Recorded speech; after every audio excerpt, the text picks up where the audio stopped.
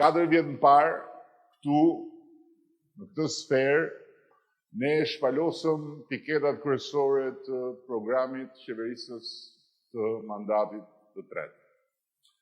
Ishte një kohë tejet e vështirë. Pas një tërmeti shkatrimtar dhe në mesin e një pandemie që gjyzoi mbar botën. Të dashur pjesëtar dhe pjesëtare të skuadrës sonë kombëtare të mandatit të katërt. Ka 2 arsye pse unë desha që të rikthehemi sot pikërisht këtu.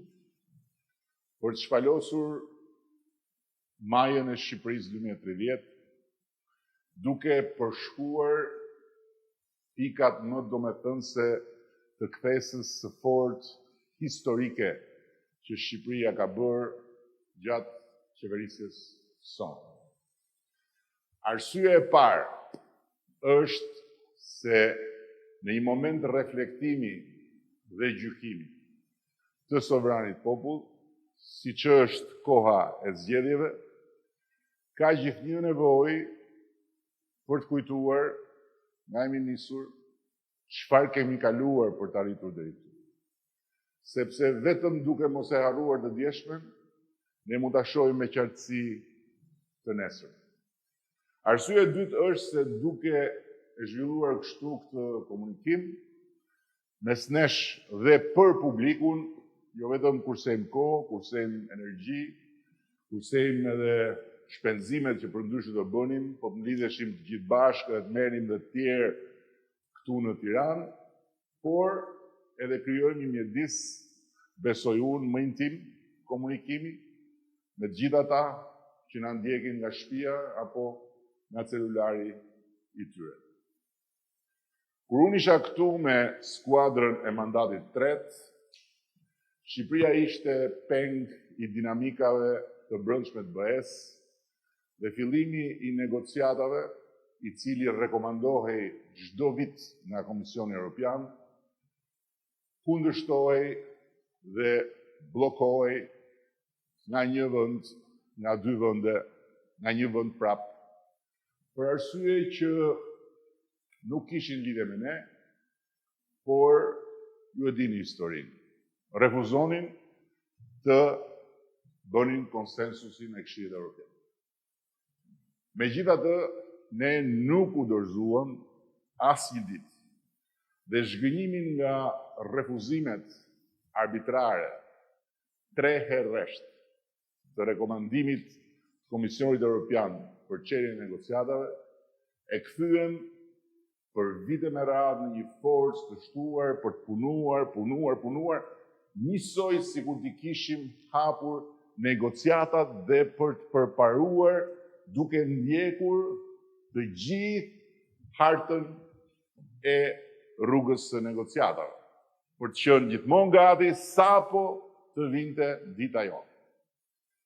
Nga ana tjetër, ne ngritëm çdo vit më lart emrin e Shqipërisë dhe e pozicionuam ndërkombëtarisht flamurin ton kombëtar aty ku jo nuk kishte qenë kurrë, po ku as imagjinohej për hir të vërtetës, deri në Këshillin e Sigurimit të Organizatës së Kombeve të Bashkuara.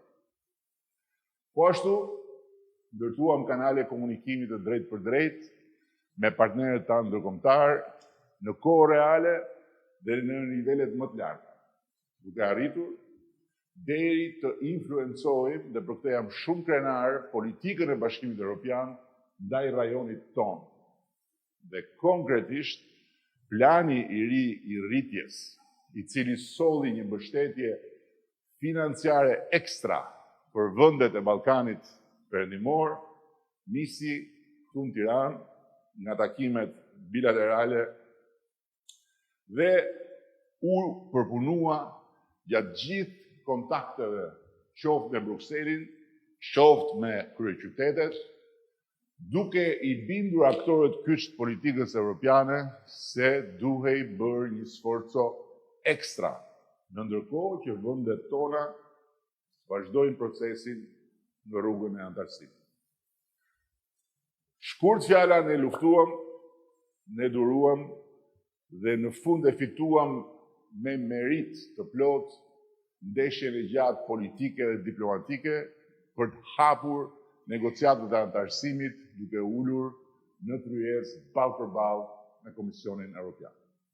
Dhe sot jemi aty ku nuk mund absolutisht të parafiturohej kur e nisën detyrën.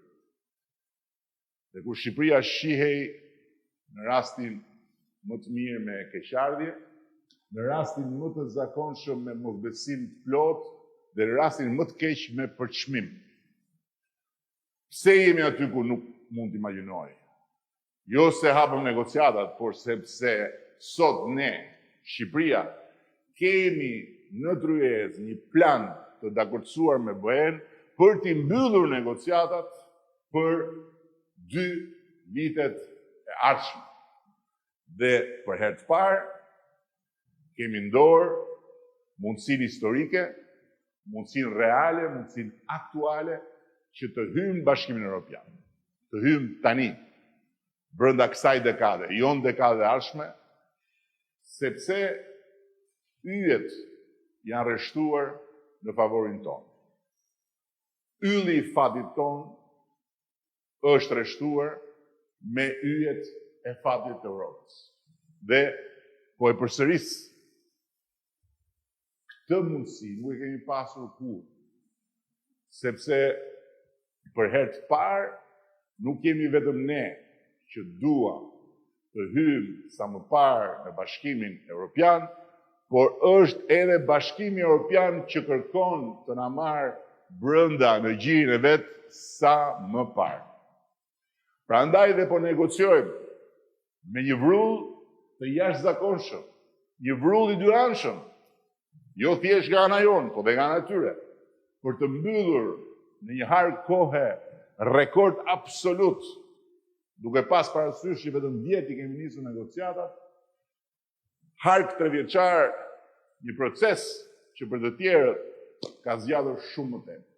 Duhet t'ja u tregojmë njerëzve, duhet t'ja u vëmë përpara syve realitetit, dhe duhet të gjithë ta marrin pak me mend që Mali i Zi i ka nisur negociatat në 2012, kur ne nuk ishim akoma kandidat për Bashkimin Evropian. Serbia në 2014, ndërsa Maqedonia, e cila ndroi edhe emrin për të futur në Bashkimin Evropian, imagjinojeni, e ka marrë statusin e kandidatit në vitin 2005 dhe akoma nuk i ka filluar negociat. Ne kemi shansin historik të mbyllim për 3 vjet, 2024-2027, por për këtë na duhet të mos humbasim as edhe 1 minutë, si dhe t'i çojmë BE-s një mesazh të fuqishëm nga populli shqiptar i 11 majit, një mesazh përtej shumicës aritmetike. Duam pasaportën e BE-s për Shqipërinë dhe për çdo shqiptar dhe shqiptare. Një pasaport për çdo shqiptar është një ambicie që deri pak vitën parë do të dukej çmenduri ta kishim në prag të zgjedhjeve për mandatën e katërt. Kjo është një pasaport që ngjan shumë me atë që çdo shqiptar do të ketë në dorë. Këto janë elementet e ri të sigurisë pasaportës për të qenë pjesë e Bashkimit Evropian. Dhe kjo është shqipja. Shqipja është simbolikisht fytyra e pasaportës 0. Shqipe, Tirana. Ne komë si shqiptare. Qytetare shqiptare me një pasaport evropian. Sa herë zbresim prej 35 vjetësh në një aeroport në Itali, në Gjermani, në Greqi, ku do t'jetë në BE, na tregojnë me gisht një korridor më vete, ku duhet shkojmë dhe të futemi në radhë si në korat e vjetra. Ndërkohë që europianët që zbresin bashkë me ne nga avioni apo nga trageti, kalojnë me shpejtësi në një korridor tjetër, pa radhë dhe dalin atan sa hapen mbyll syt nuk duken më. Në vërtet s'kemi viza për të lëvizur në Europë, por ama s'kemi as të drejtë për të ndaluar në një vend Bashkimit Evropian. Prandaj, kur arrim kufit e BE-s, aty në radhë, na merr në pyetje gjithmonë një polic që e kthen pasaportën mbare mbrapsht dhe pastaj pyet ku po shkon, sa lek ke me vetë, me kë je, kush t'ka ftuar, ke ndonjë rezervim hoteli, ku do rish, sa do rish, dhe pastaj të thot atë fjalinë të mërshme kur do ikësh. Kjo është një histori që mund vazhdoj shumë gjatë akoma, nëse ne së bashku nuk e mbyllim përfundimisht, duke i vënë kapak, në mënyrë që mos na ndaj më askush nga ajo tufa e bashkëpunëtarëve tanë europian, kudo ku lëvizim brenda perimetrit BE-s. Që të mos hyjmë më në radhë, që të mos japim më llogari përpara një polici në aeroport, sepse po hymë në një vend të BE-s. Ne mund të sigurojmë çdo shqiptari e shqiptare pasaportën europiane të Shqipërisë 2030. Mesazhi ynë është i qartë. Për t'ju dhënë pasaportën e BE-s, na duhet jo thjesht një mandat i 4, po na duhet një mandat i fortë, më i fortë se të 3 mandatet e deri sotme. Prandaj, kush e do pasaportën e BE-s, patjetër duhet t'japi kontribut që Shqipëria të hyjë në BE, dhe kontributi për Shqipërinë në BE është investimi i votës aty në qendër të fletës votimit, ku është numri 5 dhe ku shkruan Partia Socialiste dhe Tiranë. Askush tjetër, këtë duhet ta bëjmë shumë të qartë për gjithë. Nuk i pajis do të shqiptarët me pasaportën e BE-s brenda kësaj dekade. Çdo luhatje, çdo ndalesë, çdo konfuzion e bën afatin e 2027-s të digjet. Sepse 1000 vajza dhe djemë që teksa ne po flasim sot janë në zyra dhe punojnë për negociatat, kanë një kalendar aq të ngjeshur sa që çdo javë 2 ministret tona, Majlinda dhe Adea, që janë krye negociatorja dhe zëvendës krye negociatorja, ulen përpara palës europiane dhe japin llogari se çfarë u bë javën e shkuar, javë për javë për javë për javë. Janë çerek milion faqe me legjislacion, me rregullore, me dokumentacion që duhet absorbuar i gjithi, në ndërkohë që janë edhe reformat për të thelluar, e s'mund t'i thelloj dot askush tjetër përveç nesh. Pasaporta europiane e shqiptarëve nuk është vetëm liri hyrje në çdo kufi të BE-s, nga i korridori pa radhë, në çdo aeroport, në çdo port, në çdo dogan toksore, po është edhe liri qëndrimi në çdo pikë brenda perimetrit të kufirit të Bashkimit Evropian. Nga Varshava në Lisbon, nga Madridi deri lart në vendet baltike, nga Stockholmi deri poshtë në Athinë. Me pasaportën e BE-s, Europa bëhet e vogël sa Shqipëria. Dhe Shqipëria bëhet e madhe sa Europa. Me pasaportën e BE-s, vajzat dhe djemtë e Shqipërisë do të studiojnë në çdo universitet të Europës me të njëjtat kushte, me të njëjtat tarifa si student të barabartë europian dhe jo me tarifa ekstra dhe as përmes kuotave të ngushta si student të huaj. Me pasaportën e BE-s, çdo shqiptar dhe shqiptare do të mund të punoj pa leje pune, ku do qoftë, nga Stockholmi në Lisbon, nga Madridi në Varshavë, duke gëzuar të njëjtat të drejta si suedezën në Suedi, si portugezën në Portugali, si polakët në Poloni, si spanjollët në Spanjë, si dhe duke përfituar edhe kartën sociale të BE-s për të përfituar nga sigurimet shoqërore dhe shëndetësore, të cilit do shteti ku gjendet i punësuar apo e punësuar në Bashkimin Evropian.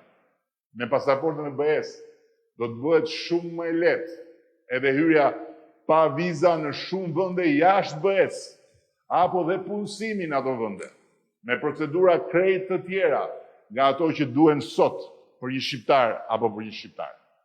Me pasaportën e BE-s, shqiptarët do të përfitojnë nga të njëjtat standardet larta të mbrojtjes së të drejtave individuale para çdo institucioni dhe para çdo gjykate në çdo vend të BE-s. Askush do i trajtoj më hajt mos sektarën shqiptar. Janë europian të barabartë mes europianësh që nga sekonda që zotrojnë pasaportën e BE-s. Me pasaportën e BE-s, çdo shqiptar dhe shqiptare do të fitojë të drejtën të votojë, të kandidojë në zgjedhjet lokale, kudo ku jeton brenda BE-s, po edhe për Parlamentin Evropian gjithashtu, ndërkohë që edhe Shqipëria do të jetë pjesë e zgjedhjeve europiane dhe do të ketë përfaqësuesin e saj në qeverinë e BE-s, Komisionin Evropian, si dhe plot dje me vajza në administratën e Brukselit.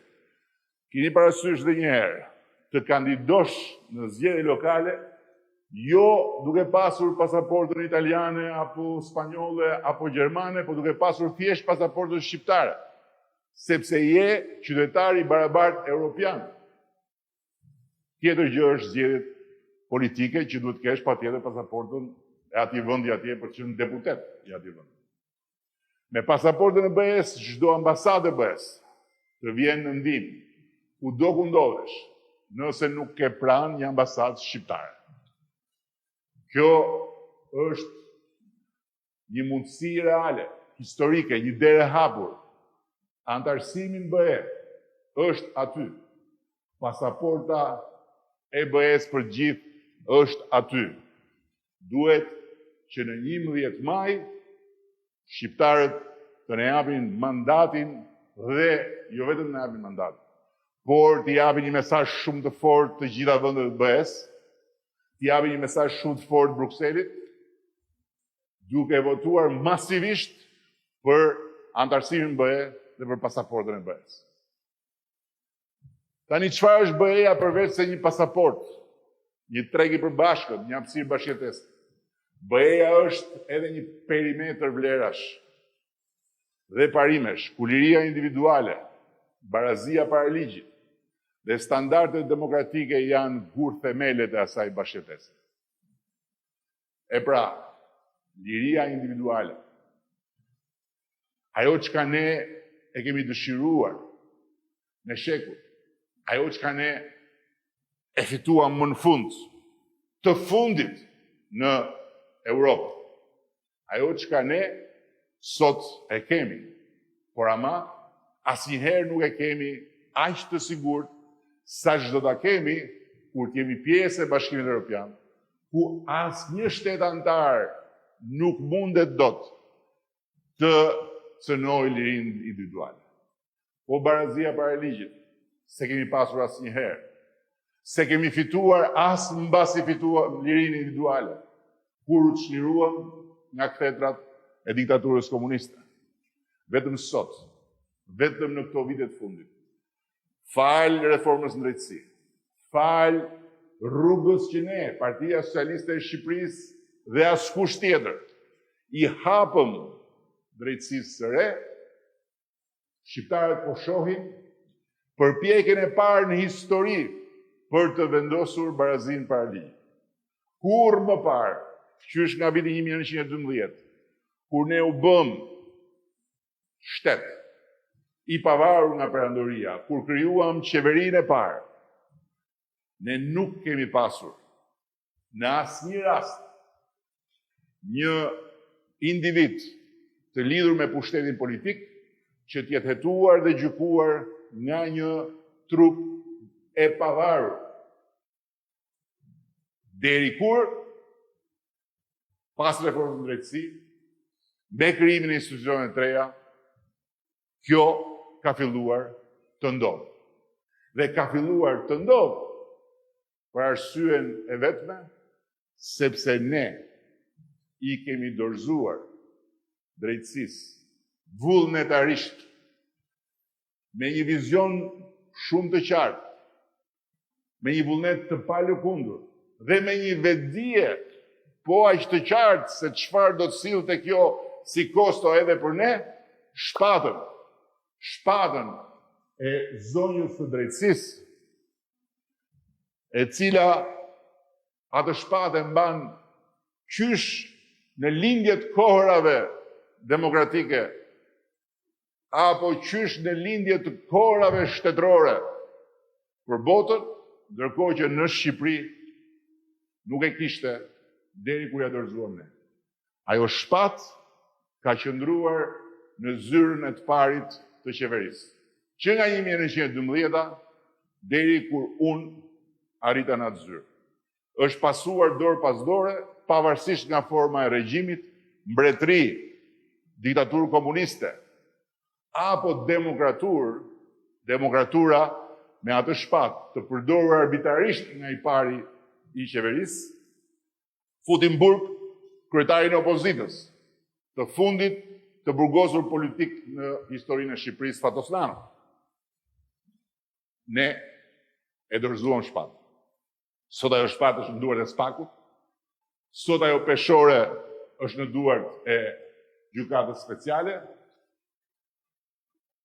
dhe sot ne jemi garantët e vetëm të kësaj historie të re, të cilën bufi i Knetës bashkë me të gjithë të tjerët rreth tij përbetohen se do ta kthejnë përmbys. Duan votën në 11 maj, që në 12 maj të rimarrin shpatën dhe ta zhveshin përsëri zonjën e drejtësisë nga fuqia për të imponuar barazinë para ligjit.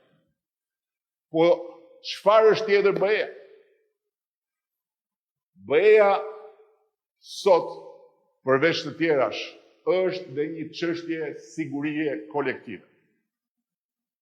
Shikojeni këtë anketë, anketa e sigurisë kolektive. Kjo është një anketë e popularitetit që ka BE-ja në vendet anëtare. Lartë filloj me 92, 91, 91, 91, 90, 90, 80% e tjerë, dhe më i ulti popularitet është 61%. Këtë popularitet të kësaj ankete të zhvilluar muajin e fundit, Bashkimi Evropian e ka pasur asnjëherë tjetër qysh nga viti 1983, kur është bërë kjo anketë për herë të parë. Si ka mundësi që popujt e Bashkimit Evropian, befas nga popujt që filluan të binin në skepticizëm, nga popujt që filluan të binin në një lloj zhgënjimi, nga popujt që filluan të binin në kurthin e atyre që ju thoshin të dalin nga BE-ja, befasisht shfaqen si popuj që e duan BE-n më shumë se kur, sepse sot BE-ja është dhe çështje e garantimit të sigurisë në kuptimin strikt të fjalës. Sot BE-ja është edhe një çështje ekzistenciale në një botë ku lufta nuk është më një dokumentar bardhëzi, po është një realitet në dyert e BE-s, në një botë ku gjeopolitika nuk është më ajo që ishte deri para disa muajsh, në një botë ku BE-ja po përjeton një zgjim të madh. E ne, Shqipëria, shqiptarët, A ka interes më të madh se sa të hymë sa më parë në BE dhe të jemi trimi i mirë me shok shumë, por në këtë rast një trim me shok shumë më të mëdhej, shumë më të fortë, që të gjithë bashku mbrojnë të njëjtat vlera, funksionojnë mbi të njëjtat parime dhe garantojnë sigurinë e përbashkët. BE-ja është edhe përfitim kolektiv, përveç përfitimit individual, që e shpjegova që buron nga pasaporta. Shikoni çfarë ka ndodhur me Kroacinë, është eksaktësisht çfarë do të ndodhi me Shqipërinë.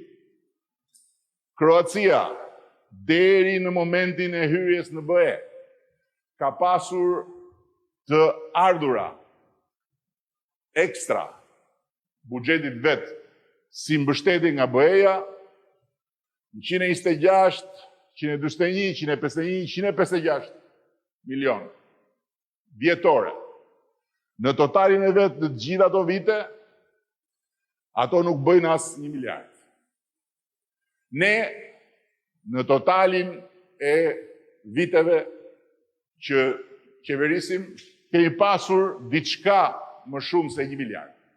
Dhe 1 miliard mbështetje, 90% kredi, 10% para e falur, pra jo borx. Shikoheni çfarë i ka ndodhur Kroacisë sapo është bërë antare e Bashkimit Evropian. Kjo do t'i ndodhi Shqipërisë sapo të bëhet antare e Bashkimit Evropian. 1 miliard e diçka më shumë çdo vit. Dhe 90% para e falur, pra grant, dhe vetëm 10% kredi, pra borx. Sepse në BE, hymë në një familje që është ndarë në 2 pjesë, kontribusit dhe përfitusit. Kontribusit janë vende mëdha, janë vende zhvilluara, janë Franca, janë Gjermania, Holanda, e me radhë, që japin financiarisht më shumë se sa marrin. E dëgjuat mirë, japin më shumë se sa marrin. Dhe BE-ja ju duhet shumë si një treg i madh i përbashkët, ju duhet shumë si një perimetër vlerash dhe parimesh, dhe ju duhet shumë si një zonë e gjerë zhvillimi. Ndërkohë që grupi tjetër, ku do të hymë dhe ne me hyrjen në BE, janë përfitusit. Janë ata më të vegjëlit që në një familje ndihmohen nga më të mëdhenj. Janë ata më të dobtit që në një familje ndihmohen nga ata më të fortit. Dhe një llogari shumë e thjeshtë për ta mbyllur, nëse deri më sot nga BE-ja, për bujqësinë, ne kemi marrë më pak në të gjitha këto vite se sa 200 milion euro, shumë më pak, ne do të marrim 300 milion euro në vit vetëm për bujqësi. Por le të kthehemi këtu ku jemi tani. Kur ne morëm detyrën, u përballëm me një grop borxhesh të fshehura, ndaj kompanive të angazhuar në investime publike, ndaj furnitorëve të kontraktuar për shërbime publike, nga ilaçet, tek shkumsat, ilaçe për spitale, s'kishte më ilaçe në spitale. 40 milion euro ishte vetëm borxhi ndaj kompanive furnitore që nuk çonin më ilaçe. Shkumsat e shkolla, nuk kishte shkumsa në shkolla, sepse nuk çonin më furnitorë. Dhe borxhi publik kërcënues ishte thuajse 80%. Sot borxhi publik është ulur 960 dhe është 55% sot borxhi publik. Pra, sot me një borxh 55% jemi në parametrat e një shteti normal dhe serioz në administrimin e financave të veta. Dhe nuk kemi asnjë borxh të fshehur ndaj askujt. Në raportin e fundit të Bashkimit Evropian, i cili nuk bën vlerësime politike, i cili nuk bën vlerësime elektorale, i cili nuk bën vlerësime opozitare apo qeveritare, por bën vlerësime profesionale dhe objektive, Shqipëria cilësohet vendi me administrimin më të mirë të financave publike në rajon. Sot, kredite këqija i kemi ullur nga një nivel i frikshëm. 25% ishin kredit këqija nëpër banka. Një kërcënim i drejt për drejt për banka në nivelin normal, më pak se 5%. Të ardhurat për frym në 3 mandate, i kemi 3 fishuar. Kur morëm detyrën, të ardhurat për frym ishin 3.324 euro. Sot, të ardhurat për frym janë 10.322 euro dhe në Shqipërinë 2030 të ardhurat për frym do të 5 fishohen në raport me nga Unisëm dhe do t'jenë 15.000 euro. Paga mesatare në sektorin publik ishte 372 euro. Sot, me vlerësimin e fundit të pavarur të bërë nga Instati, të konfirmuar nga organizatat financiare ndërkombëtare, paga mesatare për vitin 2024 në sektorin publik u mbyll 1.000 euro. Ndërsa në Shqipërinë 2030 do t'jetë të paktën 1.200 euro. Pagën mesatare të përgjithshme e rritëm më shumë se 2 herë e gjysmë. Dhe do të arrisim të paktën dhe 30% më shumë. Kjo ishte paga mesatare. Kjo është paga mesatare. Paga mesatare e sektorit publik dhe privat bashk. Pra paga mesatare në Republikën e Shqipërisë. Kjo do t'jetë paga mesatare. Të paktën 1.000 euro. Vazhdojmë me pagën minimale. Në vitin 2013, kur ne morëm detyrën, paga minimale ishte 157 euro. Sot, 2024, u mbyll me pagën minimale 400 euro dhe duke filluar nga janari 2026 me një vendim që do të merret pas zgjedhjeve, kur të bëhet edhe akti normativ i qershorit, paga minimale do të jetë 500 euro. Për të mbështetur punojësit që do të përfitojnë nga kjo rritje e shpejtë e pagës minimale, sipërmarrësit do të jenë detyruar të rrisin pagën minimale, por ne do të japim një lehtësi që gjatë 18 muajve pas pagës së parë, shteti atyre nuk do t'ju kërkojë asnjë detyrim tatimor mbi shtesën prej 100 eurosh. Kur morëm detyrën, prodhimi i brendshëm bruto, prodhimi i përgjithshëm kombëtar, gjithçka që prodhonte Shqipëria, ishte 9.6 miliardë euro. Sot është 25 miliardë euro. E kemi rritur prodhimin e përgjithshëm 2 herë e gjysmë. Shqipëria 2030 do të ketë një prodhim të përgjithshëm prej 35 miliardë eurosh. Punësimi dhe pensionet. Ne kemi reduktuar me 40% shkallën e papunësisë. Dhe nga 17.5% që ishte në vitin 2014, në më poshtë se 9%. Pra kemi arritur objektivin që papunësinë ta ulim në një shifrore. Dhe sot është 8.8 për qenë saktë. Shqipëria 2030 do ta ketë në normën e Bashkimit Evropian, mesatare në Bashkimin Evropian 6%. Tani shumë kush na e përmend atë 300.000 vende pune. Përgatituni t'i jepni përgjigje me shifrat në librin e të punësuarve, në regjistrin e të punësuarve të Republikës Shqipërisë. Kur ne morëm detyrën, Shqipëria kishte 1.023.000 të punësuar. Sot, numri të punësuarve në regjistrin e vitit 2024 është 1.327.000. Pra nga 1.23 në 1.327. Janë apo nuk janë? Më shumë se 300.000 vende të reja pune?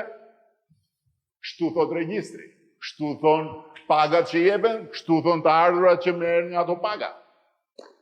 Pensioni mesatar, ku ne morëm detyrën, ishte vetëm 86 euro. Ndërkohë që në 2024 u bën 175 euro.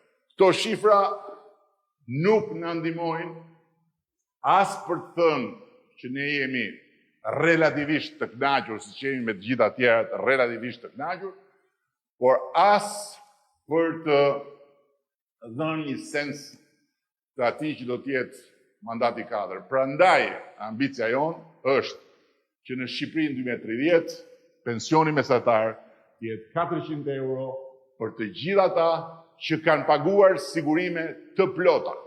Ndërkohë që pensioni minimal për të gjithë të tjerët, ne do të synojmë që të shkojë në 200 euro.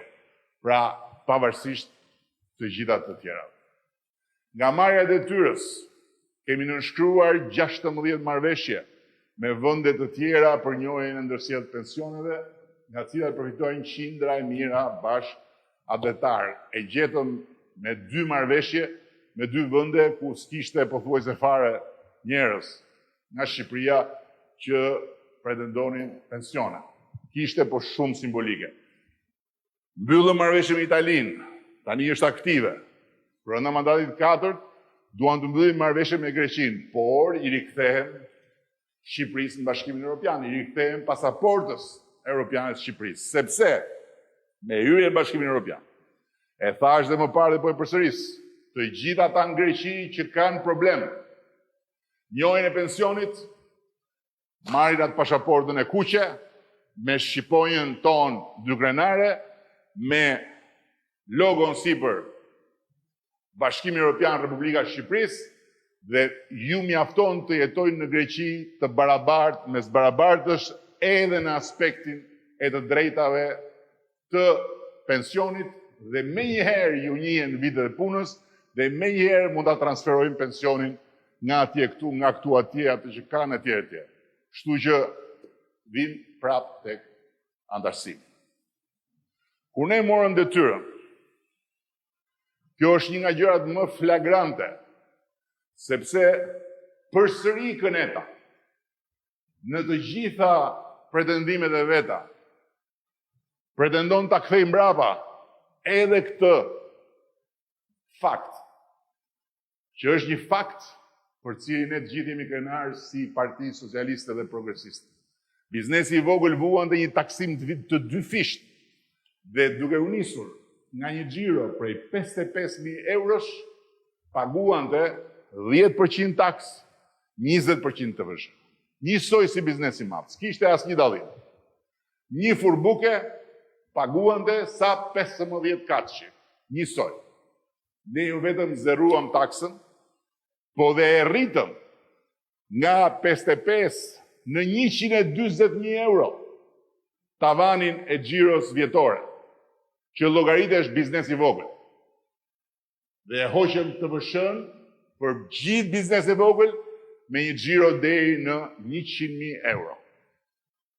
Ky regjim e kemi premtuar dhe do ta mbajmë edhe në mandatin e 4 do të mbetet i pandryshuar. Deri në 2029 Shqipëria do të vazhdojë të jetë jo vetëm i vetmi vend me 0 taks për biznesin e vogël në rajon, por dhe vendi me nivelin më të ulët absolut të taksave në rajon për të punësuarit, ku 93% e të gjithë atyre që marrin një pagë në Republikën e Shqipërisë paguajnë më pak se 10% nga paga. I pandryshuar do të mbetet dhe regjimi i taksës 15% për biznesin e madh. Por mandati i 4 do të ketë një risi. Në mandatin e 4 ne do të kemi një paqe fiskale të negociuar me biznesin. Një instrument i njohur, qysh në kohra shumë të vjetra, të cilin latinët e quanin pax fiscalis cum negocis. Më pëlqen shumë kjo ide dhe do t'i propozojmë biznesit qysh në qershor një marrëveshje paqe të negociuar fiskale për një periudhë 3 vjeçare, ku 15% i tatimit do të paguhet mbi fitimin e përputhur me normën e rritjes ekonomike. Ndërsa për çdo fitim shtesë që biznesi do të deklarojë mbi atë normë, do të tatohet vetëm 5%. Kjo është një paqe që nënkupton edhe fundin e çdo lloji inspektimi tek biznesi, të çdo lloji kontrolli dhe të çdo lloji minuti të harxuar për kontrolle, bazuar mbi një marrëveshje paqe, por kjo do të nxjerrë në dritë edhe shumë të ardhura të padeklaruara, për arsyet që i dim që biznesi nuk i ka deklaruar dhe që faktikisht hyn edhe tek një sër borxhes e historisë që as nuk kanë për t'i paguar kurrë për ndryshe. Kur ne morëm detyrën, Shqipëria eksportonte 2.8 miliard euro në total. Ne i quam eksportet në 8.4 miliard në 2024 ose 3 herë më shumë. Në mbështetje të biznesit, gjatë mandatit 4, do të mobilizojmë mbi 2 miliard euro ekstra në formën e kredisë dhe garancisë nga 2 banka. Nga Banka e Shqipërisë ka filluar mobilizimi 250 milion euro, një linjë financimi inovative që sot mund të aksesohet në bankat e nivelit të dytë, me një garanci shtetërore mbi kolateralin 70% dhe me një normë interesi më të ulët se duke filluar nga më pak se 3%, po mund të shkojë edhe më poshtë nga negocimi, ndërkohë dhe nga Banka e Zhvillimit. Më në fund, kemi legislacionin ton dhe do të nisi rrugën edhe Banka e shumë pritur dhe shumë përfolur më parë e Zhvillimit, një bankë e ndërtuar bashkarisht me Kasa Depoziti e Prestiti, një nga bankat më të vjetra të zhvillimit në Europë, dhe që do të funksionojë me të njëjtin model si ajo bankë në Itali. Ndërkohë që 1 miliard euro tjera do të mobilizohen nga paketa Smart Albania. Falti mobilizimi financiar, ne do të gjenerojmë rreth 8 miliard euro ekstra në ekonomi, si do të krijojmë deri në 100.000 mundësi të reja për punë, por më e rëndësishmja për punë të mirë paguar. Paga mesatare e mësuesve. Paga mesatare e mësuesve është dyfishuar, krahasuar me kohën kur ne morëm detyrën. Ishte 420 euro në vitin 2013 dhe sot është 950 euro. Ndërkohë që në Shqipërinë 2030 mësuesit do të kenë një pagë mesatare 1.250 euro. Kur ne morëm detyrën, tekst e falas kishte 0. Të gjithë prindrit i blinin librat e fëmijëve dhe nuk po hy këtu se ç'lloje librash blinin, një xhungël. Sot, prej vitesh, 238.000 nxënës i marrin tekstet e shkollës falas.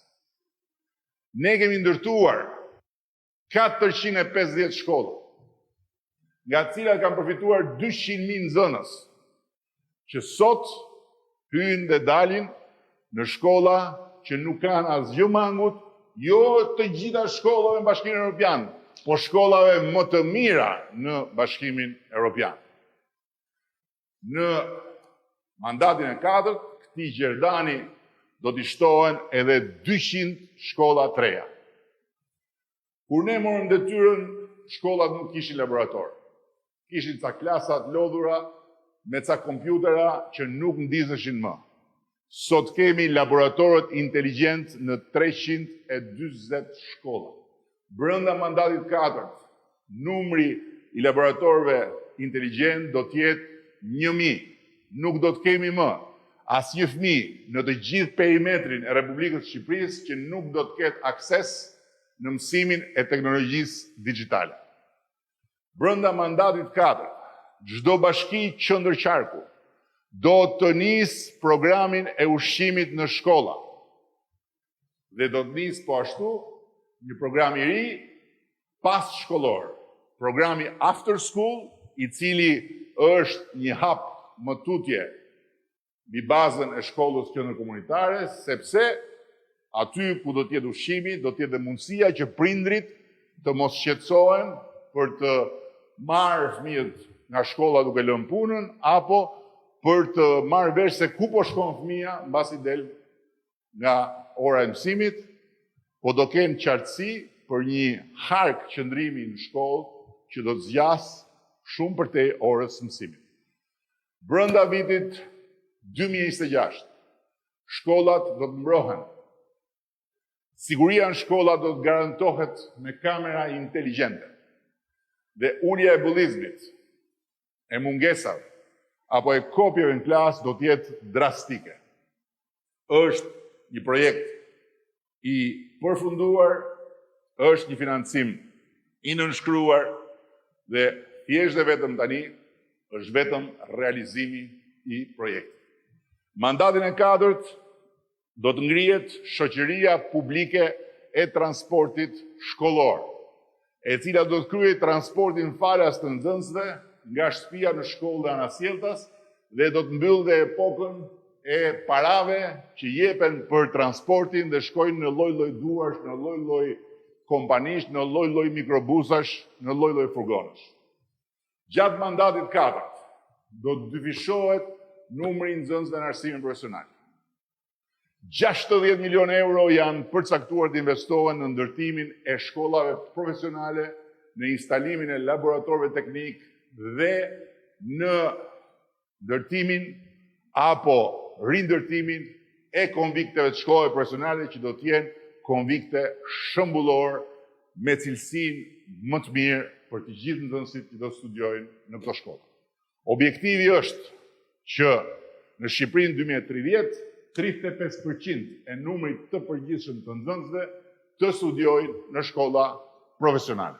Në Shqipërinë 2030 të gjithë nxënësit e arsimit profesional do të kenë një trajtim të posaçëm dhe të gjitha familjeve që janë në periferitë rurale do të jepet mundësia që fëmijët e tyre i çojnë në dorë të sistemit publik të shkollave profesionale dhe për ta do të kujdeset nga A-ja tek Z-ja sistemi publik.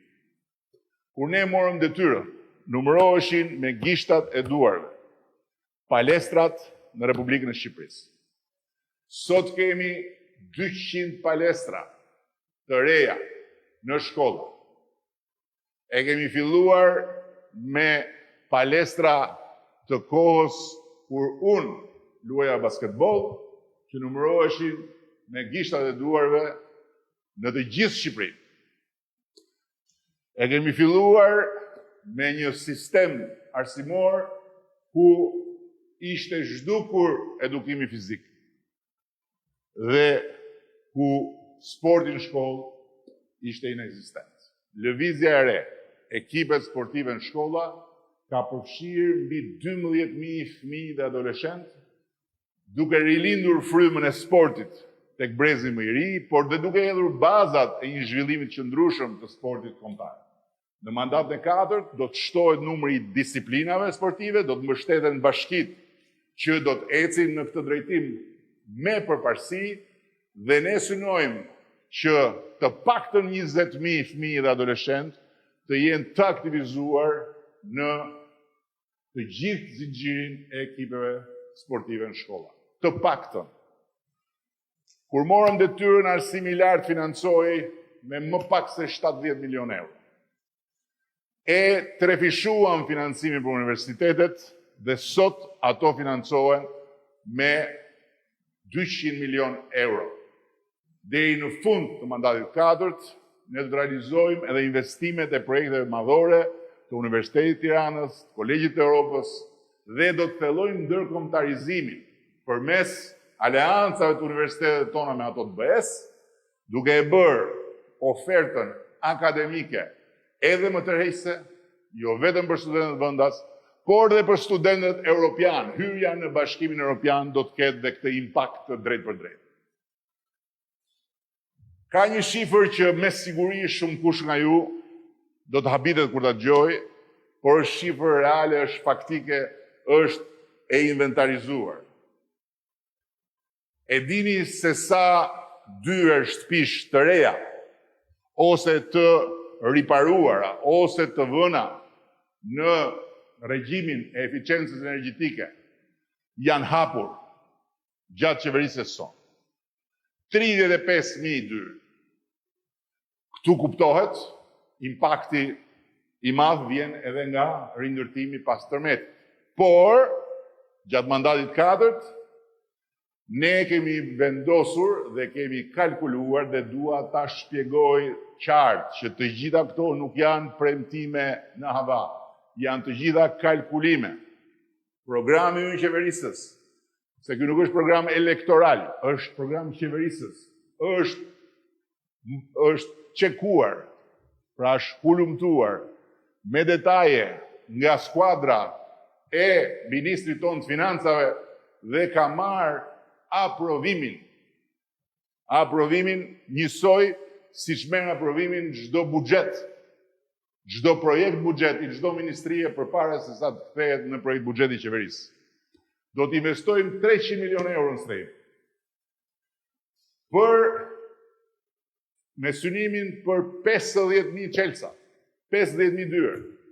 Nga një anë për çiftet e reja, me një program krejt veçantë, për profesionistët e fushave që kanë interes të drejt për drejt publik dhe që duam t'i mbajmë në Shqipëri, kemi nisur me mjekët, kemi nisur me mësuesit, kemi nisur me punonjësit e policisë, kemi nisur me ushtarakët, do ta thellojmë këtë dhe për profesionistët në sektorin privat, profesionistët e rinj dhe ata që duan të kthehen nga emigrimi, dhe nga ana tjetër do të investojmë duke filluar nga kampusi i Universitetit Durrësit në kampuset universitare rezidenciale, ku studentët do të kenë mundësi të kenë dhomat e tyre. Kur morëm detyrën ne, buxheti i shëndetësisë ishte vetëm 250 milion euro total. Sot është 760 milion euro. Duke përllogaritur dhe buxhetin për mbështetjen sociale, i cili u dyfishua nga 130 në 260 milion euro, shëndetësia dhe mbrojtja sociale marrin sot që flasim në 2025 1 miliard euro nga buxheti i shtetit. Ne kemi ndërtuar ose rindërtuar nga e para 400 qendra shëndetësore dhe ambulancë, që nuk ishin më asgjë tjetër përveç hija e vetvetes. Në Shqipëri në 2030, që të gjitha qendrat shëndetësore dhe ambulancat do të jenë plotësisht të rindërtuar, ato që janë akoma në proces.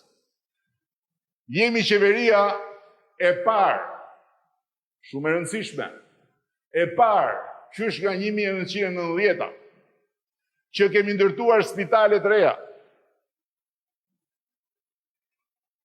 Dhe nuk kemi ndërtuar 1-2. 53 spitale.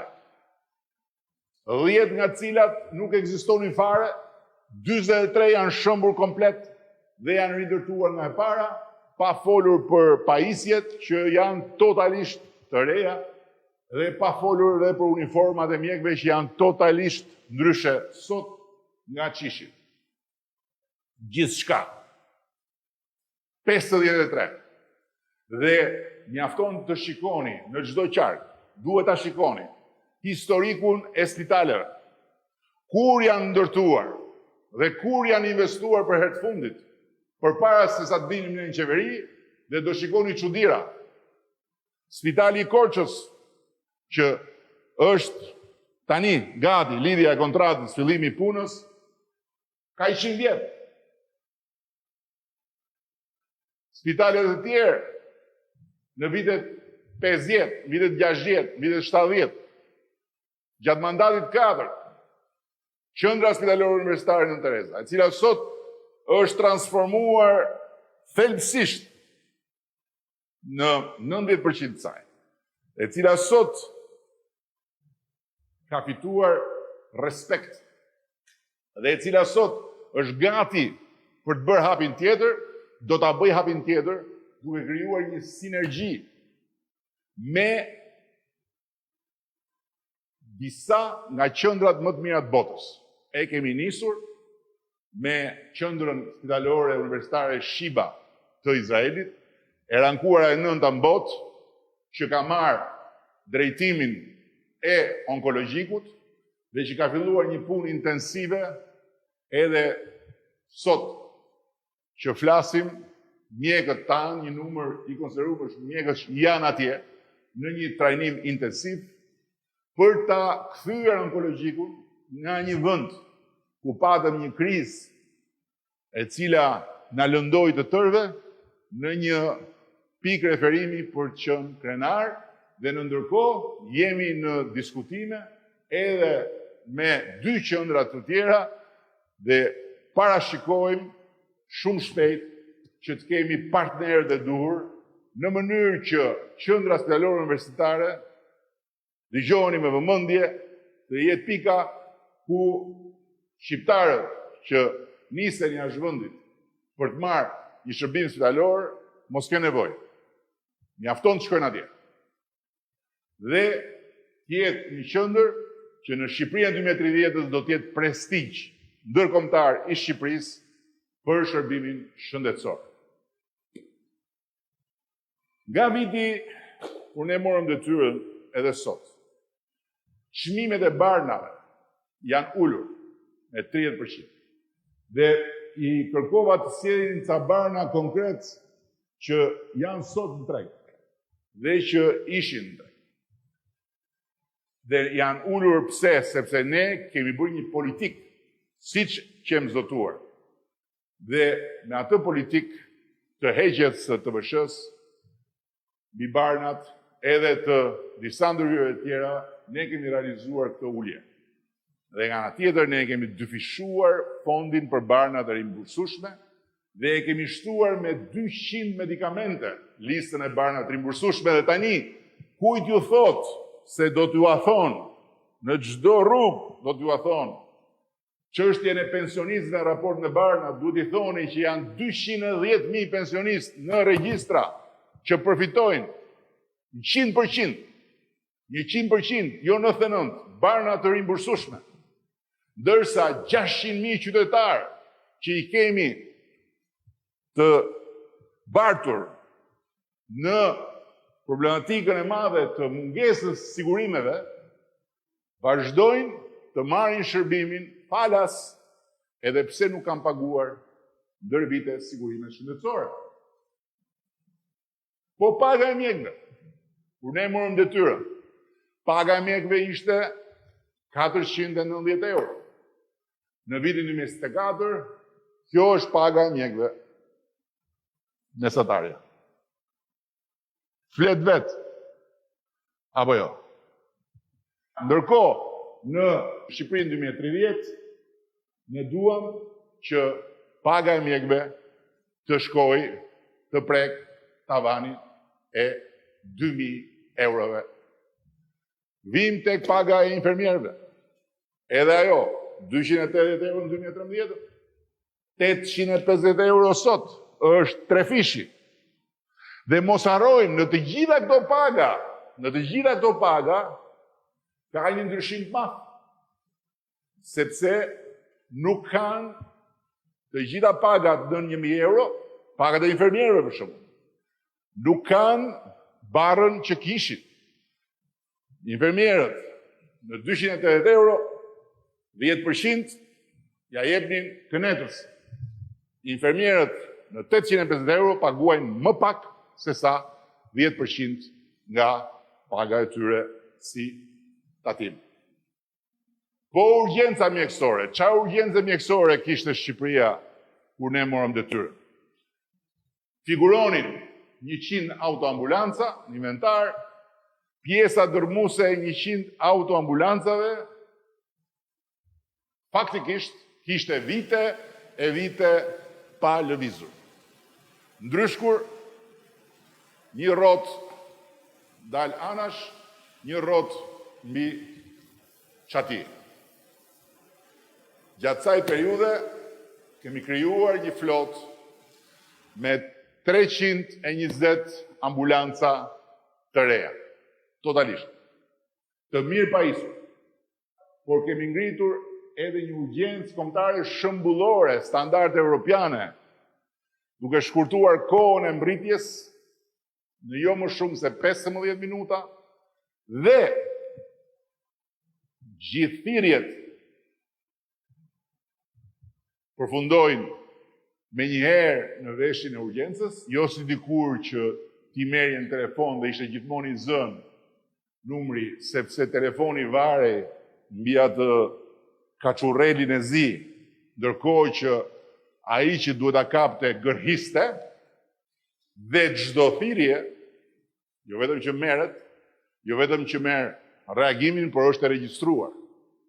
Dhe është e regjistruar po ashtu edhe kur u nis autoambulanca dhe kur arriti. Ju kujtohet historia skandaloze e Pogradecit, kur u tha për autoambulancën një gënjeshër shumë e madhe që u propagandua me të gjitha daullet e kënetës dhe të këtyre moçalishteve të vogla, që vonesa ishte 40 minuta dhe kompjuteri i sistemit të urgjencës kombëtare tregoi shumë qartë që autoambulanca kishte arritur për vetëm 7 minuta. Programi i check-upit, aq sa ka qenë i mallkuar dhe i baltosur nga të mallkuarit që jetojnë në llumin e baltës së kënetës, aq ka qenë dhe i dëshiruar dhe i lëvduar nga gjithë ai popull që ka përfituar dhe kërkesës për të vazhduar ta ofrojmë, duke rritur dhe kufirin e moshës për përfituesit, që na vjen shumë nga pensionistët, ne në mandatin e 4 do t'i përgjigjemi pozitivisht. Mbrojtja sociale. Ne kemi 3 fishuar buxhetin e ndihmës ekonomike. Kemi 4 fishuar buxhetin për shërbimet e përkujdesjes sociale. Kur ne morëm detyrën, vetëm qytetet e mëdha ofronin programe të mbrojtjes sociale. Më shumë se gjysma e bashkive nuk kishin program fare në ndihmë komunitetit. Sot programet sociale janë në të gjithë territorin. Ne kemi financuar 84 shërbime të reja sociale nëpërmjet fondit social. Dhe përfituesit nuk janë pak. Janë afro 50.000 njerëz. Dhe sot fondi social është një mekanizëm modern dhe transformues që ne do të vazhdojmë ta fuqizojmë, pa dyshim. Mes shërbimeve sociale janë dhe ato për personat dhe fëmijët me aftësi ndryshme, për të moshuarit, viktimat e dhunës e kështu me radhë. Dhe ajo që duam të bëjmë është ta zgjerojmë rrjetin e shërbimet, kemi dhe 40 shërbime të reja, sipas nevojave në territor, të rrisim aksesin në programe aktive punësimit, duke krijuar 20 ndërmarrje të reja sociale, ku do të punësojmë dhe mbështesim kategoritë në nevojë, por në ndërkohë që kemi bërë një mbështetje speciale, fal edhe Këshillimit Kombëtar për nënat krye familjare me 3 fëmijë, duhet dhe në mandatin e 4 do t'i japim një mbështetje speciale të gjithë fëmijëve me aftësi të veçantë, duke filluar nga fëmijët që vuajnë nga autizmi dhe të gjithë të tjerët që janë në programet e mbështetjes, por që duke marrë parasysh se janë fëmijë, duke marrë parasysh se çfarë do të thotë për familjen, meritojnë një mbështetje ekstra, jo thjesht si kategori e përgjithshme personash me aftësi të vizuar. Dhe kjo mbështetje do të jetë një mbështetje që do të fillojnë ta marrin qysh janarin e vitit të ardhshëm. Po bujqësia janë mbështetur dhe janë realizuar 1000 projekte. Siç ishte objektivi. Ku spikasin 400 pika të reja. Grumbullimi dhe agropërpunimi.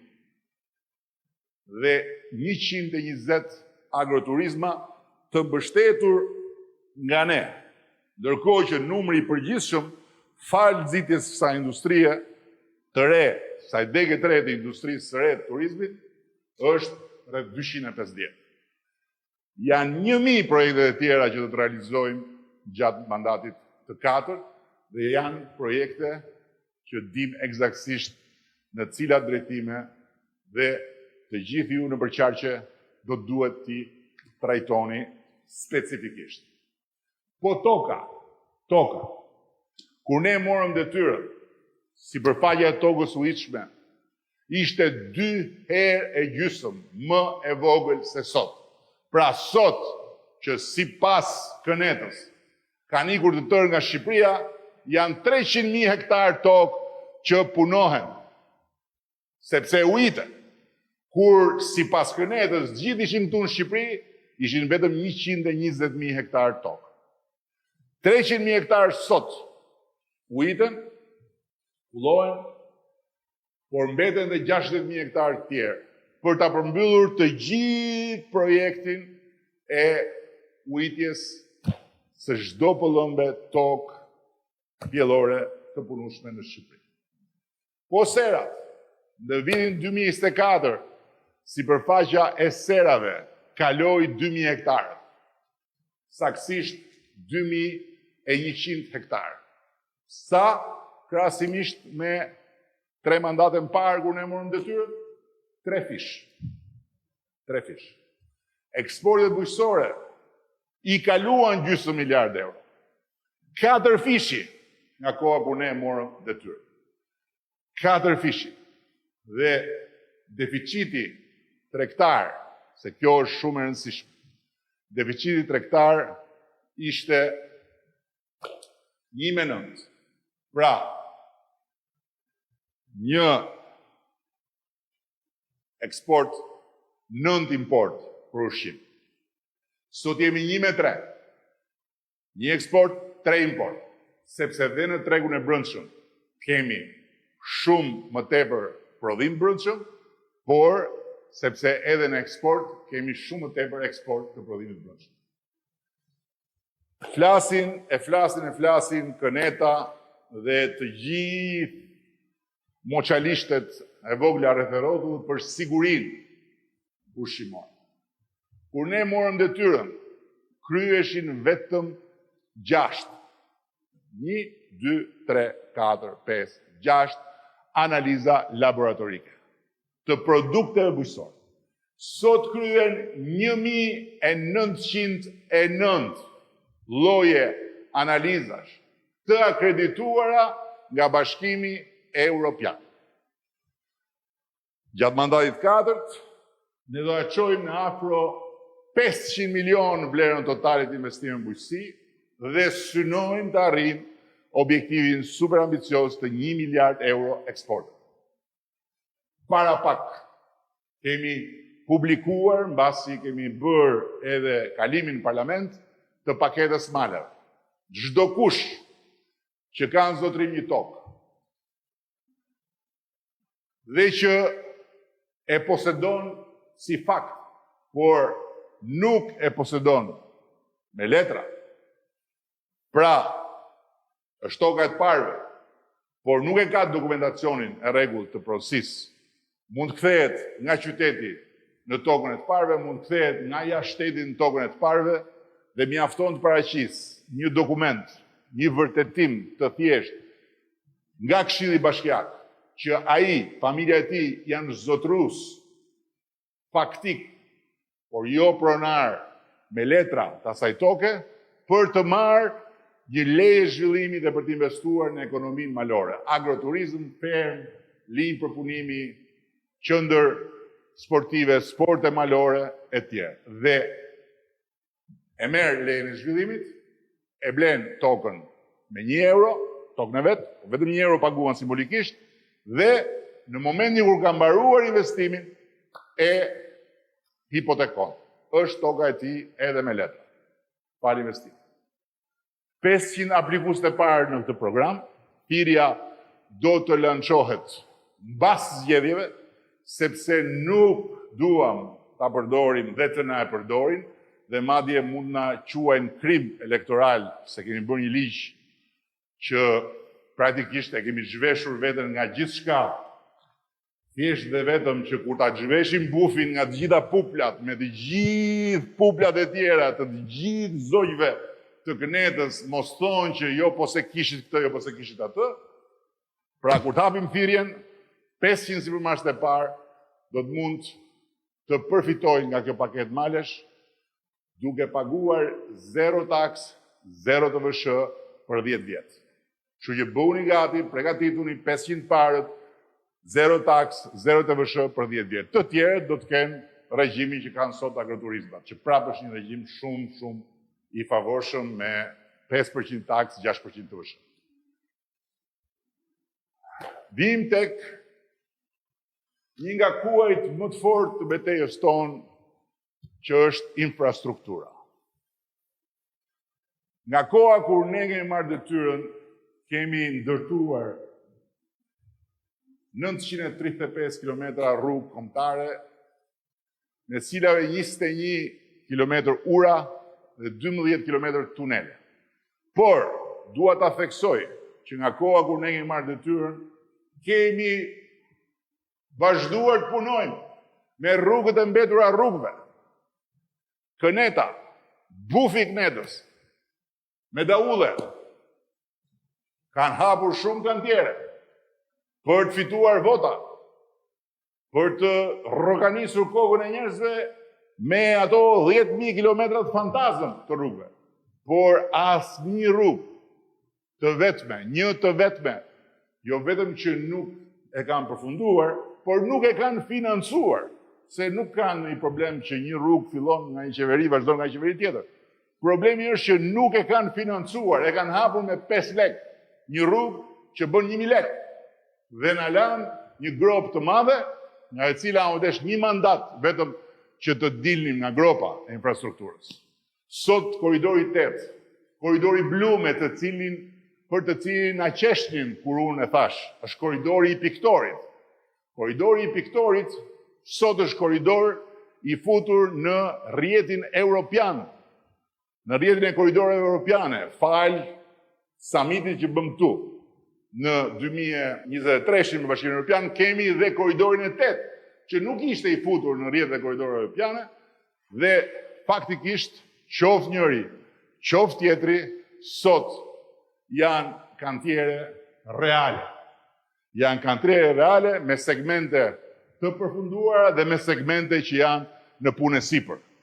Dhe këtu janë të gjithë segmentet dhe të dy koridoret do të jenë plotësisht përfunduar brenda mandatit të katërt, ku do të ndërtojmë edhe 700 km rrugë të reja. Dhe për të ngacmuar pak publikun, por ndërkohë ju do t'i keni të gjitha këto specifike sipas qarqeve.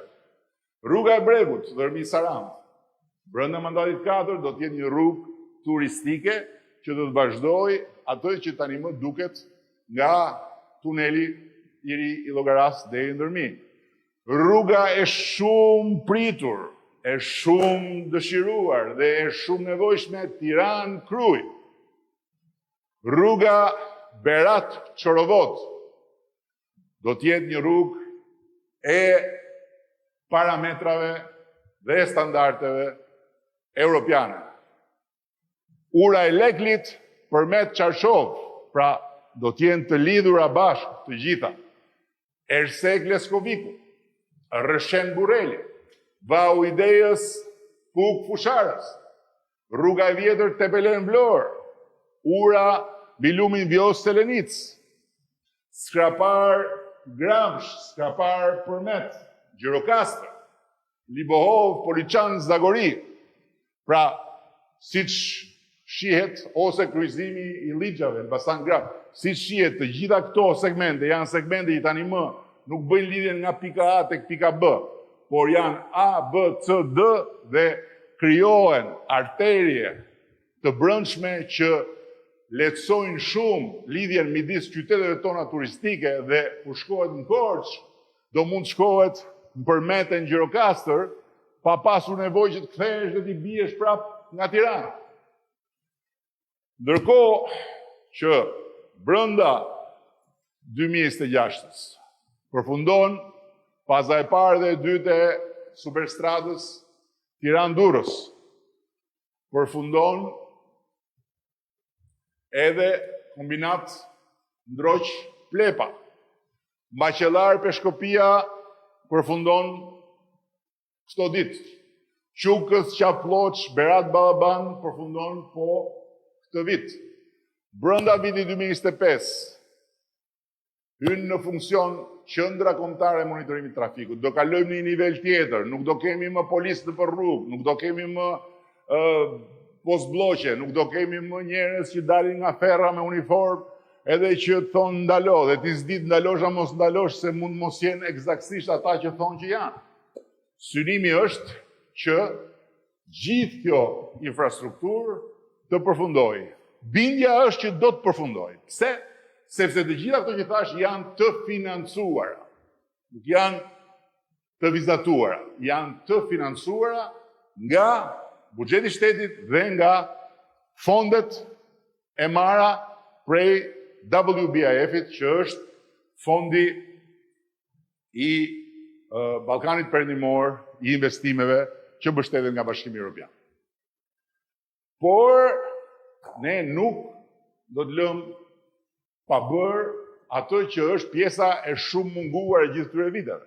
Ne e kemi nisur me timiditet, sepse këto kanë qenë mundësi, por ama kemi të gjithë programin e infrastrukturës hekurudhore. Dhe konkretisht kemi Rogozhin Pogradec, kemi Rogozhin Vlorë, kemi Durrës-Prishtinën, që është një projekt shumë ambicios që po e punojmë me qeverinë e Kosovës, jemi në fazën e projektit.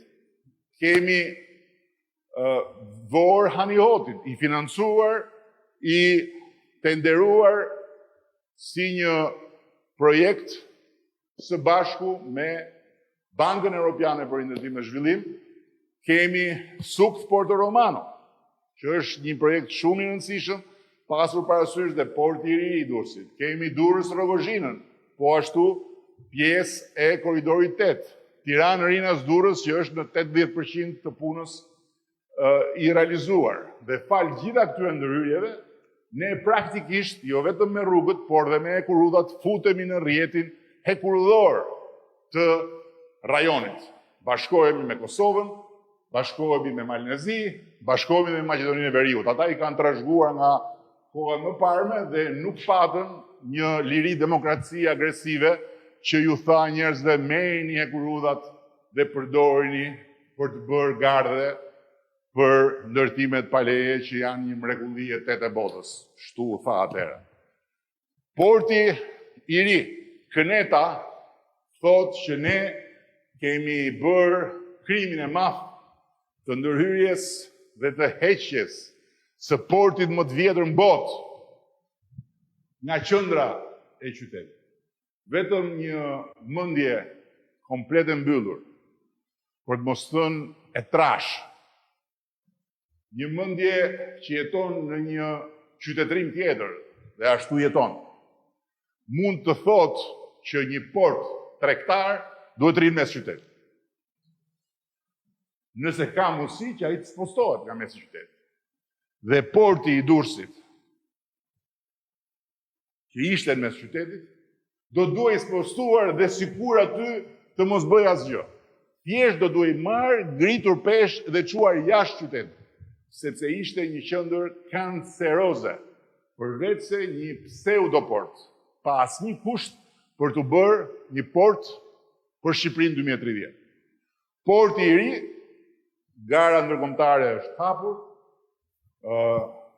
së shpejti do të fillojë nga puna, financimi është i qeverisë shqiptare, do të trefishojë kapacitetet ekzistuese, potencialin e portit të vjetër, por mbi të gjitha do të jetë zemra e një sistemi të ri tregtie, duke krijuar mundësinë e hapjes së 2 porteve të thata në Prishtinë dhe në Shkup. Dhe duke e bërë Shqipërinë një pikë referimi në mesdhe. Nga ana tjetër, porti i ri nuk do të jetë vetëm port tregtar, por do të ketë dhe krahun e vet ushtarak, porti i NATO-s. Jemi shumë afër finalizimit të mbështetjes financiare nga NATO. Pra, me portin ushtarak, Shqipëria rrit në mënyrë eksponenciale sigurinë e vet, duke pasur NATO-n këtu. Po aksesi i qytetarëve shqiptarë në fluturimet ajrore. E dini sa qytetarë shqiptarë kishin akses në ajër për të shkuar? Flasim për qytetarët këtu, banorë, nuk flasim për shqiptarët në emigracion. Në 2013, aksesi në fluturime ishte 6%. Vetëm 6%. Sot e dini sa qytetarë shqiptarë këtu ku s'ka bukë për të ngrënë, këtu ku vdesin të gjithë nga uria, këtu ku njerëzit të vriten rrugëve, këtu ku s'ka më njerëz, kanë marrë avionin 32%. Pra, kemi rritur aksesin, sepse kemi ulur ndjeshëm çmimin e fluturimeve dhe praktikisht e kemi kthyer Tiranën në aeroportin me rritjen më të lartë në Europë 3 vjet rresht. Dhe në ndërkohë kemi lënë pas Beogradin për numër pasagjerësh. Kur ne morëm detyrën në atë aeroport hynin e dilnin 1.7 milion pasagjerë në vit. Vitin që lan pas ishin 11 milion pasagjerë në Tiranë, në aeroport. Në 8 maj shpresojmë do të bëjmë edhe fluturimin e pakëzimit të pistës së aeroportit Vlorës, ku terminali do të kërkojë edhe ca kohë për shkak të vonesave me furnizimet materiale. Vim tek gropa më e madhe ku ne e gjetëm Shqipërinë në 2013, energjia. 50% e prodhimit që transmetohej në rrjet humbiste. Vidhej. Sot jemi në normat pak a shumë të mesatares europiane.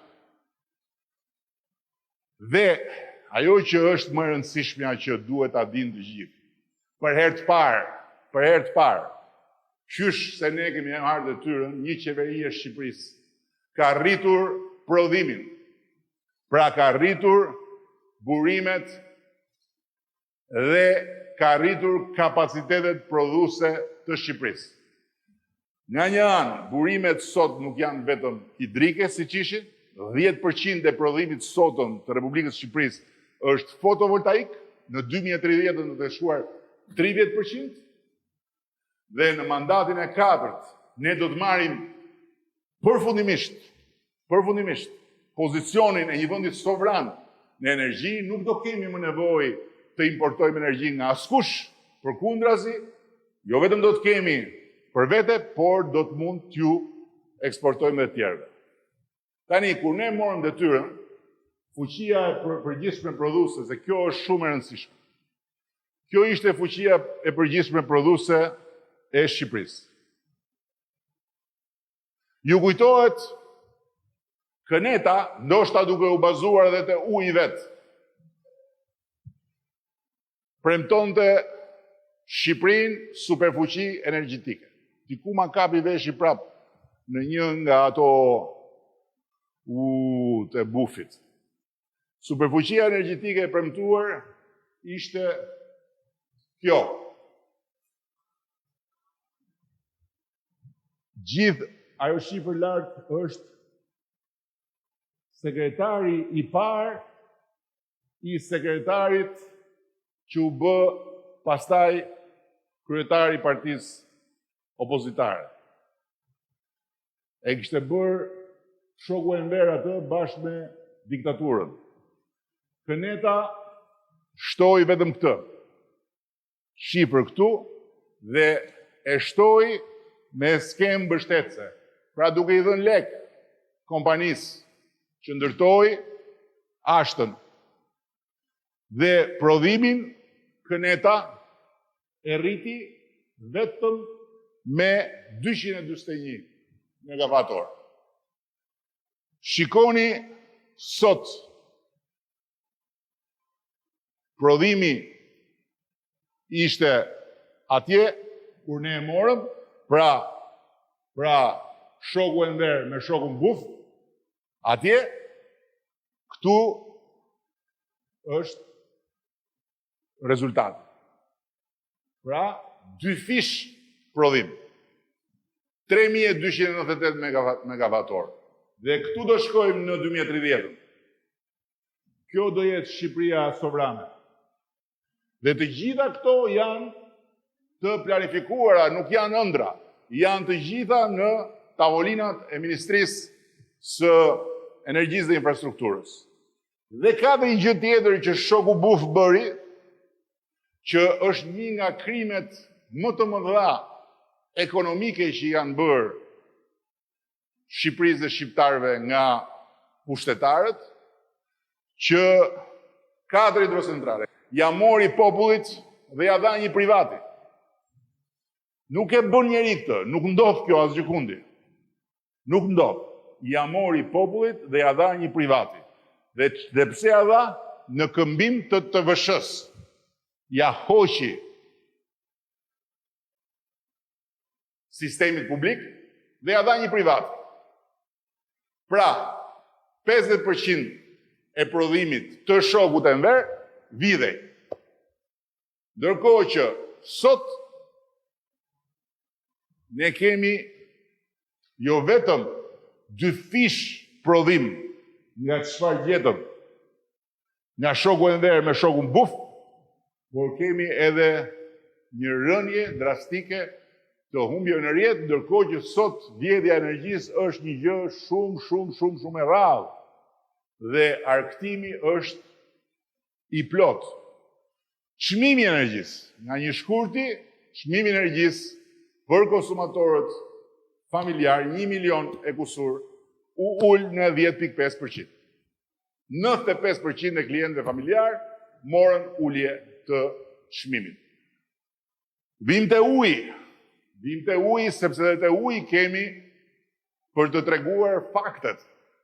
Faktet që nuk dalin në televizor, faktet që nuk dalin në portale, faktet që mbulohen çdo ditë nga llumi i Kënetës, nga moçalishtet, nga gjithë insektet që jetojnë mbi ujin e Kënetës dhe pastaj shkojnë edhe parkojnë nëpër ato kashtoret e studiove televizive. Kur ne morëm detyrën, furnizimi me ujë 24 orë ishte vetëm në 4 zona urbane. 4. Asnjë zonë rurale. 2024 ne kemi mbyllur me 43 zona urbane dhe me 98 zona rurale që furnizohen 24 orë rregullisht. Dhe deri në fund të mandatit të 4-t kemi këtë situatë për të adresuar.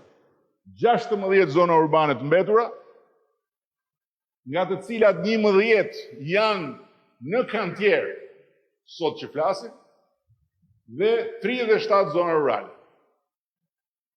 Që do të thotë një mbulim i përgjithshëm 90% i perimetrit Republikës 24 orë, ndërkohë që ai 10% që janë pika shumë të largëta nëpër male që është e pamundur dhe që ekzistojnë edhe në vende tjera. Dhe zhvillimi rajonal, zhvillimi i qyteteve, shumë i rëndësishëm për komunikimin me qytetarët në çdo qark. 2 miliard euro 1.200 projekte në të gjithë territorin e vendit. Nga qendrat e qyteteve, zona urbane, zona periferike, zona rindërtimi, zona bujqësore, deri në fshatra të thellë malor. Nga gjithë ky investim janë krijuar 100.000 vende pune. Pra është dhënë punë, është krijuar punë. Dhe janë mbi 5.000 biznese të reja. Falë shtrirjes së këtyre projekteve në infrastrukturën rajonale, urbane dhe rurale. 10 miliard euro është shtuar vlera e banesave në 10 vitet e fundit. Shqiptarët kanë një pasuri 10 miliard euro më të lartë të patundshme vetëm nga impakti i këtyre investimeve. Ka dhe disa llogari të tjera për sa i përket kostove. Ulur shumë kostoja e lëvizjes si pasojë e përmirësimit të infrastrukturës në gjithë këto territore. Kursyer 30 milion euro çdo vit vetëm nga karburanti, kostoja e karburantit dhe mirëmbajtja e mjeteve. Ndërkohë që në periudhën që vjen do të vazhdojmë shumë me projektet e uljes së konsumit të energjisë nga banesat. 10 milion euro janë kursyer. Deri tani po mund të bëjmë kursime shumë më të mëdha. Turizmi. Për turizmin kemi shumë për të folur. Kemi shumë për të folur në çdo qark. Por atyre që ishin mësuar të mburreshin me 1 milion turist, ku turist më llogarisnin dhe mua dhe ju sa e hynin me dilnim, ndërkohë që ne turist llogarisim vetëm ata që kanë pasaport tjetër, jo pasaport shqiptare, u duhet përplasur pasqyra e jashtëzakonshme e këtij transformimi.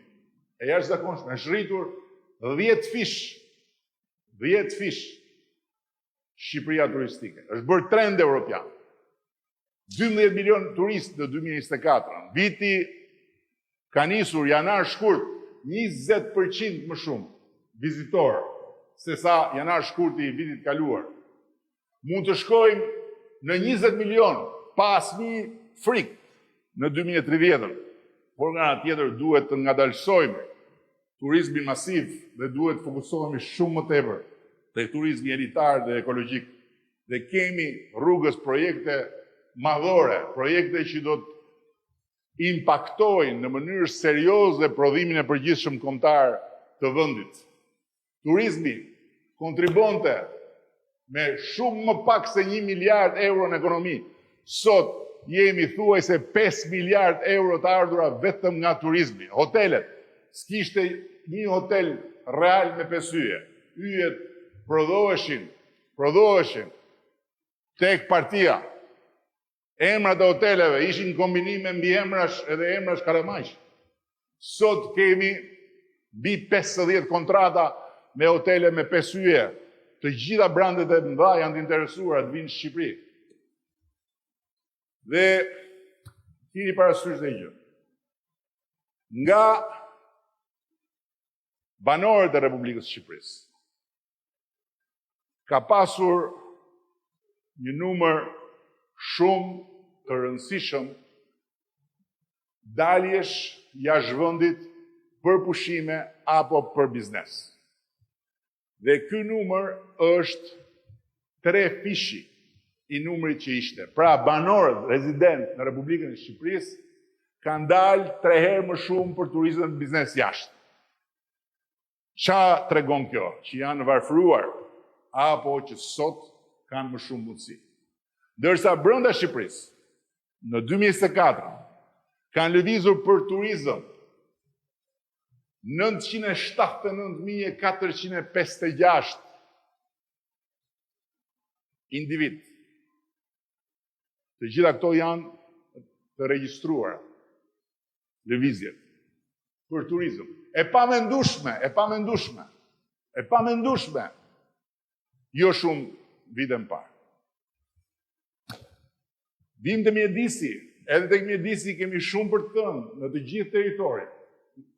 Por pika ku unë do të përqendrohem është rritja e sasisë së hapësirës së zonave të mbrojtura në 22% të territorit. 22% të territorit ne kemi zonë të mbrojtur dhe kemi legjislacion të ri komplet europian për zonat e mbrojtura që i gjetëm të mbushura me qibane dhe me tumore kënete nga të katër anë.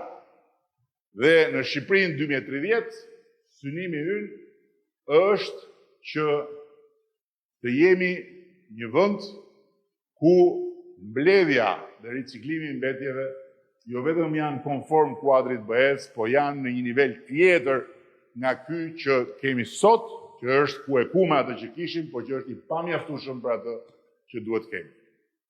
Vim tek kadastra. Problem me cilin përballeni çdo ditë. Brenda vitit 2026, fale dhe financimit të përbashkët tonin dhe të Bashkimit Evropian, do të përfundojmë plotësisht digitalizimin më në fund, vite të tëra punë në një kaos, në një anarki, në një rrëmuj, në një çmenduri që nuk e ka kaluar asnjë vend absolutisht i Evropës, nuk diskutohet. Po ashtu, regjistrimi fillestar do të mbyllet i gjithë brenda vitit 2028.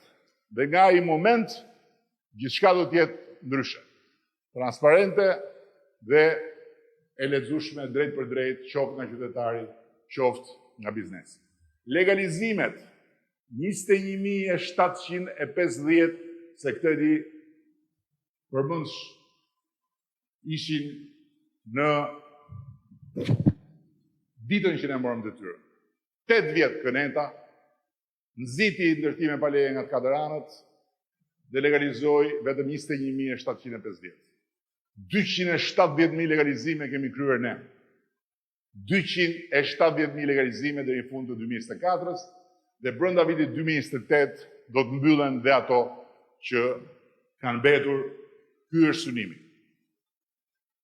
Në kulturë kemi realizuar diçka shumë të rëndësishme që prek shumë komunitetet fetare.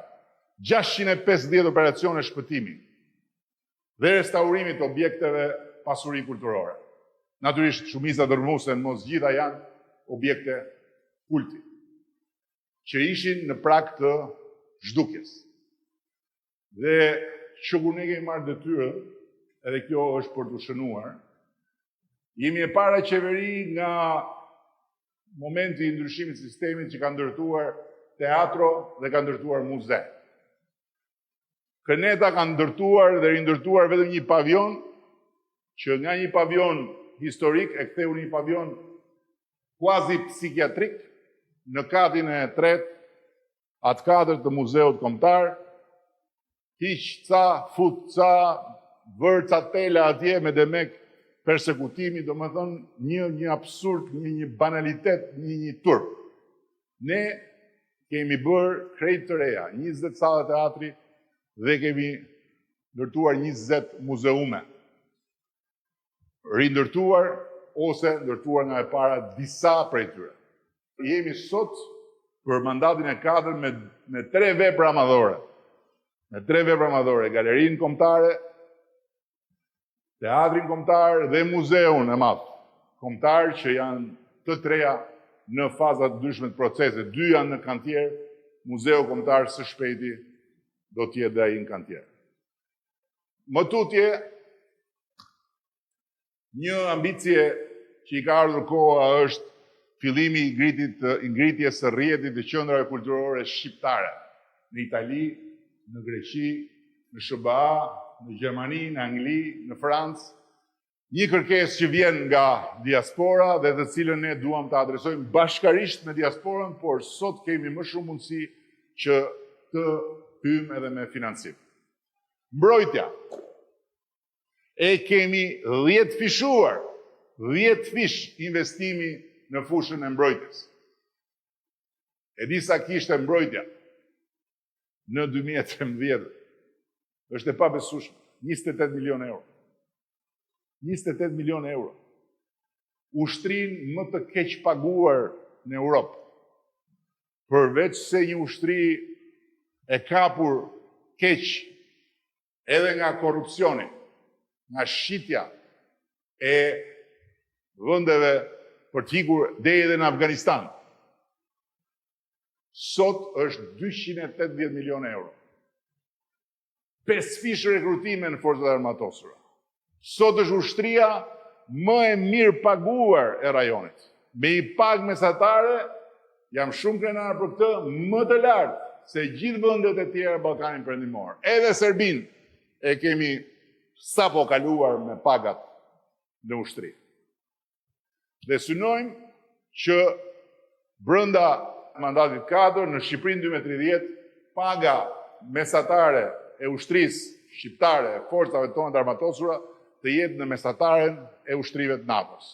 Pa folur pastaj që kemi bërë në gjitha ato ferra, e në gjitha ato rënoja, e në gjitha ato maskarada që gjetëm në ta shtoquajturin territor të planit përhapjes.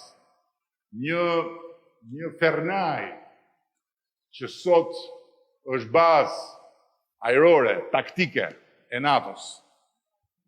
Një forcë luftimi e lënë rrugëve, sot me fuqi zjarri, me flot helikopterësh, së shpejti edhe me një anije luftarake të madhe përveç anijeve luftarake më të vogla që kemi, me dron luftarak. Të gjitha këto janë vetëm baza, janë vetëm fillimi.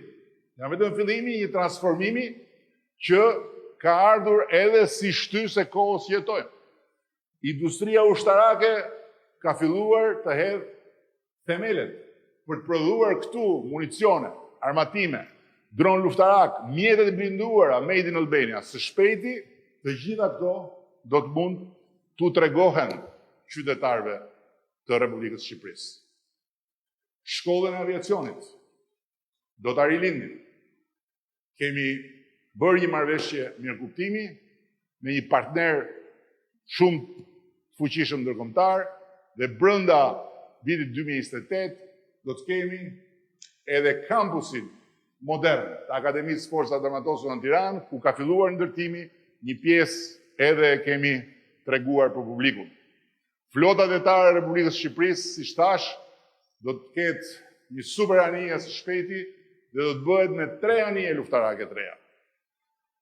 Flota jone ajrore do të ketë në dispozicion këtë verë, duke filluar nga kjo verë, janë bërë marrëveshjet 2 avion zjarfikës në dispozicion, në gatishmëri për ne pa pritur që të vi nga një vend apo nga një vend tjetër. Punët e brendshme, kur morën detyrën, aksidentet fatale në rrugë ishin sa 2 fishi mesatarës europiane.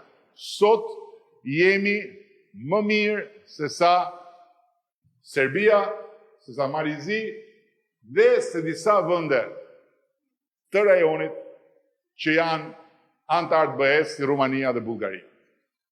Kemi ende punë për të bërë për mesataren e Bashkimit Evropian, por jemi shumë më mirë.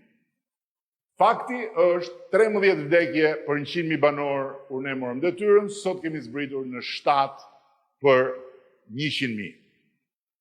Ndonse, numri automjeteve në qarkullim është më shumë se sa 2 fishuar. Dhe rrezikshmëria e vdekjes në aksident është ulur me 75%. Çka tregon që kemi një përparim të ndjeshëm në këtë drejtim. Me qendrën e madhe ku do të jetë cirkuiti Formula 1-shit, po ku në fakt elementi përmbajtësor i qendrës do të jetë siguria rrugore, do ta ngrejmë edhe sigurinë rrugore në mesataren e Bashkimit Evropian pa diskutim. Vim tek rendi, numri i viktimave si pasojë vrasje me dashje është ulur 2 herë e gjysmë që kur morëm detyrë. 2 herë e gjysmë. Kishim 3.8, thuajse 4 të vrarë për 100.000 banor, kemi 1 për 100.000 banor.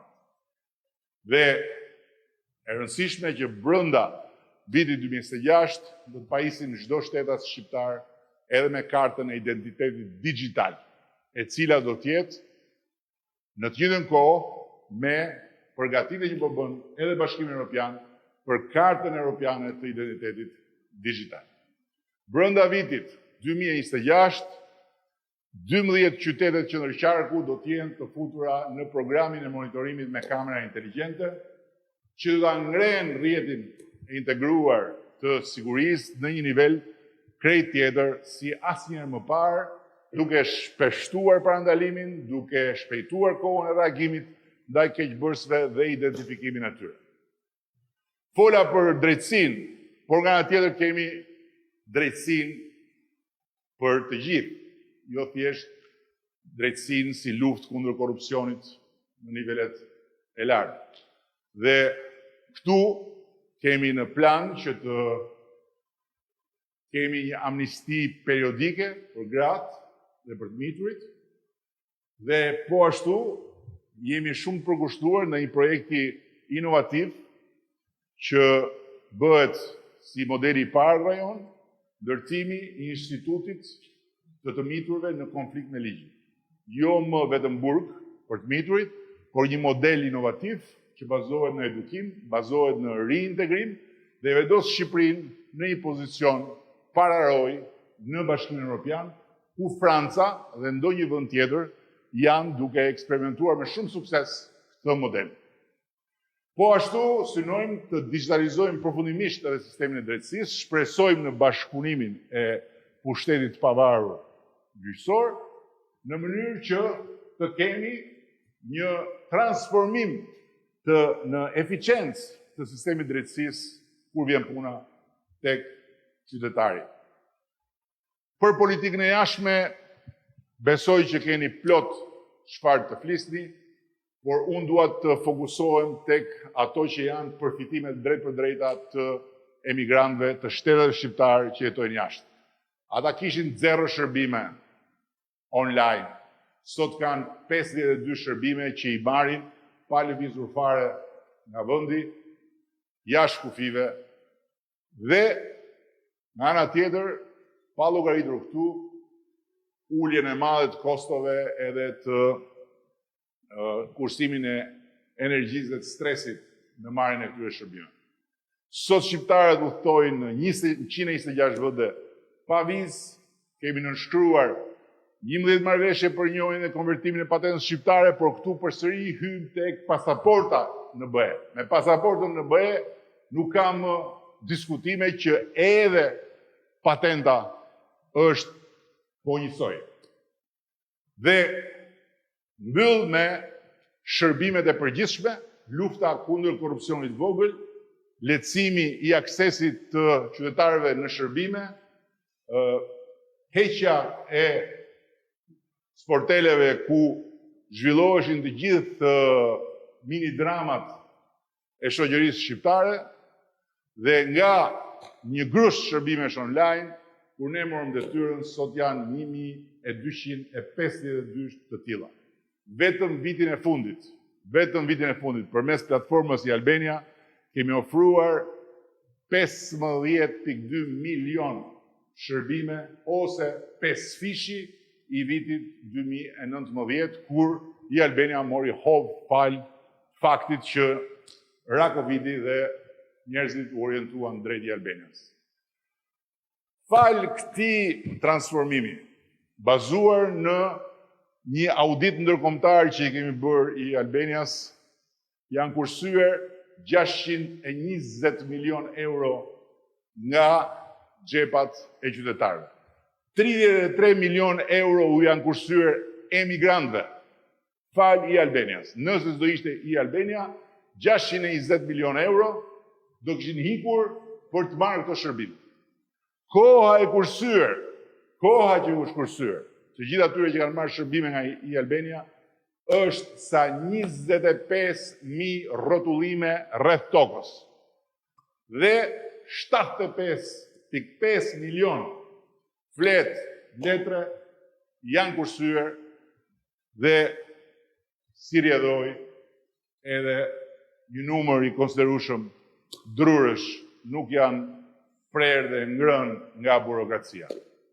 Kështu që me këto unë besoj se mund të ndalem këtu, është panorama e përgjithshme, janë piketat kyçe të majës së Shqipërisë 2030, është thirrja e nevojshme e kujtesës se nga e nisur dhe është edhe absolutisht garancia që me votën për Partinë Socialiste, me votën për të gjitha skuadrat tona në përqarqe, me votën për skuadrën tonë kombëtare, çdo shqiptar dhe çdo shqiptare përtej bindje politike, përtej ngjyrave të panelës së partisë që bën tifozllëk, bën një investim të sigurt për të antarësuar Shqipërinë në Bashkimin Evropian dhe për të marrë pasaportën